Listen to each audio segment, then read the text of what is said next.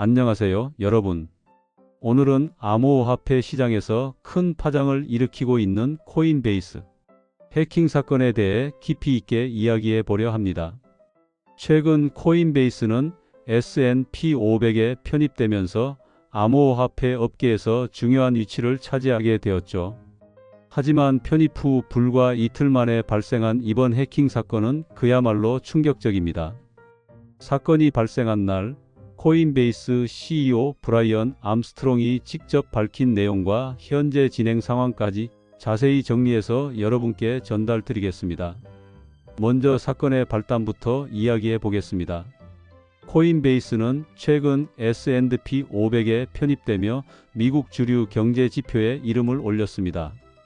이로 인해 코인베이스는 암호화폐 거래소로서 더욱 신뢰를 얻고 대중적으로도 큰 관심을 받았습니다. 하지만 이 영광이 무색하게도 사건이 터진 것은 바로 이틀 후였습니다. 코인베이스는 해킹 공격을 당해 일부 고객의 개인 정보가 유출되었고, 해커들은 이 정보를 유출하지 않는 조건으로 $20,000,000 상당의 비트코인을 요구했습니다. 브라이언 암스트롱 CEO는 이 사실을 공개하며 해커의 요구를 절대 수용하지 않겠다고 단호히 선언했습니다. 오히려 해커를 잡기 위해 $20,000,000의 보상금을 걸었습니다. 이 보상금은 해커의 체포와 유죄 판결로 이어질 수 있는 정보를 제공하는 사람에게 지급된다고 밝혔죠. 이 부분에서 코인베이스가 얼마나 강경하게 대응하고 있는지를 알 수 있습니다. 자, 그럼 해킹이 어떻게 발생했는지 구체적으로 알아보겠습니다. 이번 사건은 전형적인 사회공학 공격으로 발생했습니다. 해커들은 코인베이스의 해외 고객 지원센터 직원들을 대상으로 접근했습니다. 직접적인 해킹이 아닌 인간적인 허점을 이용한 접근 방식을 사용한 것입니다. 해커들은 일부 고객 지원 담당자에게 뇌물을 제안하며 고객 정보를 유출하도록 유도했습니다. 이 과정에서 몇몇 직원이 실제로 해커에게 개인 정보를 넘긴 것으로 밝혀졌죠. 고객 지원팀의 보안 교육과 내부 검열이 얼마나 중요한지 다시 한번 깨닫게 되는 부분입니다. 여기서 중요한 포인트는 이번 해킹으로 유출된 정보는 이름, 생년월일, 주소 등 개인 식별 정보라는 점입니다.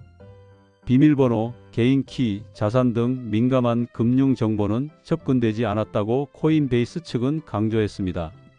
그러나 이러한 개인 정보만으로도 해커들이 고객을 대상으로 사회공학 피싱 공격을 할 수 있는 위험이 큽니다. 예를 들어 해커들이 코인베이스 직원인 척 전화를 걸어 추가 정보를 요구하거나 고객에게 전송 링크를 클릭하도록 유도하여 더 많은 정보를 수집하려 할 가능성이 큽니다. 코인베이스 측은 전체 월간 활성 사용자 중 1% 미만이 영향을 받았다고 발표했지만 이 수치에 대해 의문을 제기하는 전문가들도 있습니다. 피싱 피해 사례가 점점 늘어나고 있는 상황에서 피해 규모가 더 클 가능성을 배제할 수 없습니다.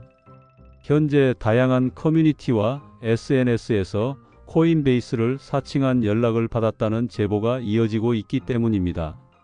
고객 입장에서는 불안할 수밖에 없는 상황입니다.